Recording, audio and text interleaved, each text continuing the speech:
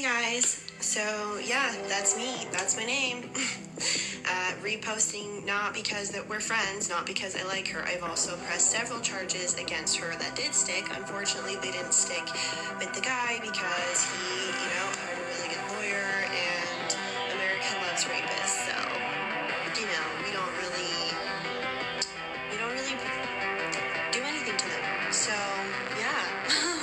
Do you guys remember lots of people who've sexually assaulted other people are free? Look at Diddy. Anyways, I just wanted to come on here and say, fuck everyone. Just kidding. I'm sorry. I just wanted to say that, yeah, she's telling the truth. A lot of the time, she's telling the truth. I love it here.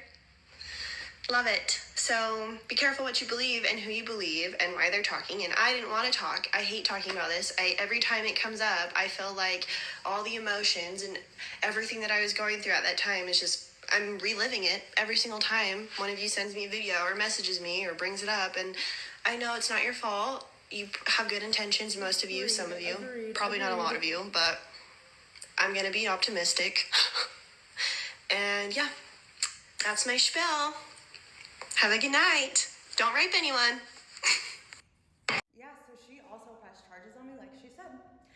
Last year, after I went to jail for yelling at Aziz and calling him a rapist, saying I would testify for his rape victim, is when I got out and then I finally met her in person. I found out that she also had to do 6 months of physical therapy like I did. It was just 4 days apart, our incidences. I called police April 12th and tried to file criminal charges on him. I'm assuming he was logged into my emails, like he admits he was logged into my cameras on text message. Saw my emails between the Midvale officer about pressing charges on him, so then he went and filed for a protective order against me on April 19th. I was doing my own workout at the EOS. He told me that his friend Acton was not gonna come pick him up until 8 p.m. and he didn't have a car. So he offered to come with me to my place and pack because I had 60 days to find a new place. They weren't letting me renew my lease. Today, he wanted to just lay in my bed, turn on the TV and not do anything. So I was getting a little snappy and packing up myself. And then he walked on the street and then I followed him on the street and I was like, getting crazy, like you're being weird. And then he starts to pretend like he's being scared of me. So then that's when it triggered me. And I realized in my head, I was like, he's not scared of me. Like, I remember you specifically pinning me down and telling me that you're better than me in every way imaginable. And then you proceeded to put me in a headlock and told me that I was gonna go to sleep. He literally said that he's physically better than me because he's a male and I will never be able to outpower him and all these disgusting, gross things. And so that's why I got so angry in that moment that he was pretending to be scared of me because I was like, you're not scared of me. And on top of that, I remember a text from January 2022 of Ahmed telling me that Aziz was supposed to help set him up. And that's why he had bought video footage from his camera truck. I didn't know this, but there was a day back in December that Aziz showed me where he was unloading his truck for the first time ever in my life. And then he just decided to disappear from my house to trigger my abandonment issues because he had the skills to my BPD because I gave him to him. I educated him on my BPD, and BPD is developed from narcissistic abuse and it takes 8 years to heal. I'm not bipolar, but if someone is purposely, intentionally taking the keys to your mental health that you showed them to avoid, I taught him how to avoid triggering my abandonment issues, and he intentionally did the opposite so he could set me up for Ahmed. Yes, Aziz did have a really expensive lawyer. He had paid $50,000 to his lawyer. And he brought me to his lawyer and we were broken up. We were just friends at the time. I was trying to give him the benefit of the doubt, like I said. But he told his lawyer that I was his girlfriend and that he saved me from basically, that I was a victim. So his lawyer decided to lie to him and tell him to call off of my phone so the cops couldn't use his results against him in court. So the lawyer told him he failed his polygraph and then texted me right after and said, this is why my clients always get away with it because they buy burner phones. So his own lawyer was literally trying to warn me that he lied. Jasmine, the whole reason why we had a falling out is because she was texting me at 2 o'clock in the morning, accusing me of talking badly about her, and she was believing all these crazy rumors that me Goff started saying that I sold her to 5 Arabs, which is proven that is not true 100%. But she just started believing all the hate and the lies, like everybody does. I really was trying to help when I did that podcast to raise awareness about Aziz, because obviously it takes way more than 3 women in the state of Utah to file against Aziz. All this time, and I just wanted to get it done and over with. So she was really upset after I did the podcast, told me not to contact her. But later, someone else tried to contact her, repress the charges. And so yeah, that's why that happened.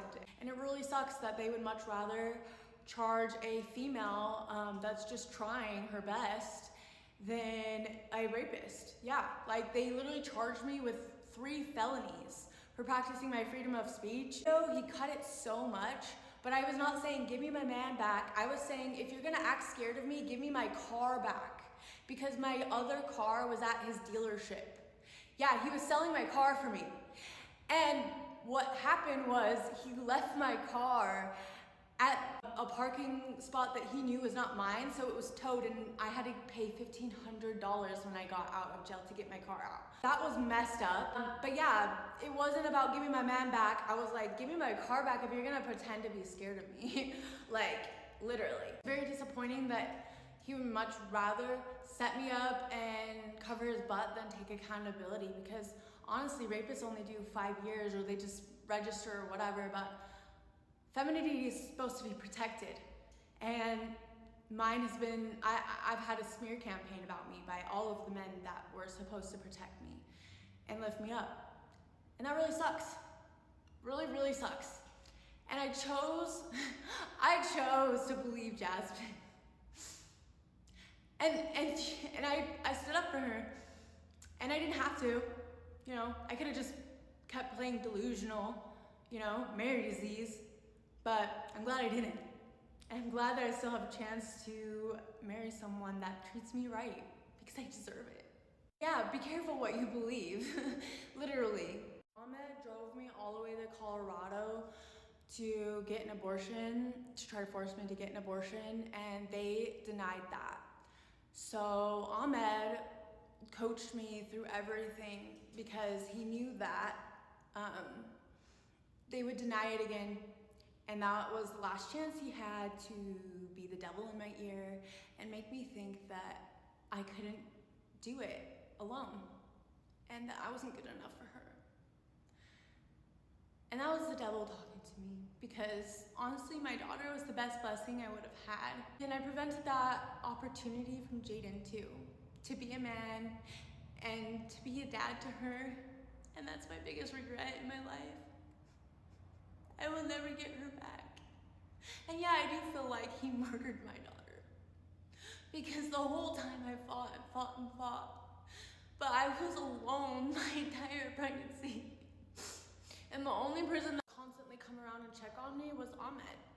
So he was able to manipulate me. He was able to manipulate me and coach me and tell me that I needed to go tell them that it was my decision this time, not his. And so I told them that, but in the back of my head, I knew I was lying. And when they gave me the needle, because they said that once that happened, I can't take it back, I knew it was the worst decision of my life. I told them I wanted to go to the hospital and I wanted to try to save her, and they wouldn't let me leave. And he came.